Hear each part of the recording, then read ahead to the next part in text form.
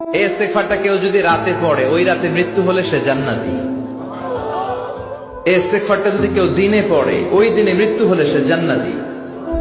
এটার নাম সাইয়্যিদুল ইস্তেগফার। আল্লাহুম্মা আনতা রাব্বি লা ইলাহা ইল্লা আনতা خلقتني وانا عبدك وانا على عهدك ووعدك ما استطعت اعوذ بك من شر ما صنعت ابوء لك بنعمتك علي وابوء بذنبي فاغفر لي فانه لا يغفر الذنوب الا انت।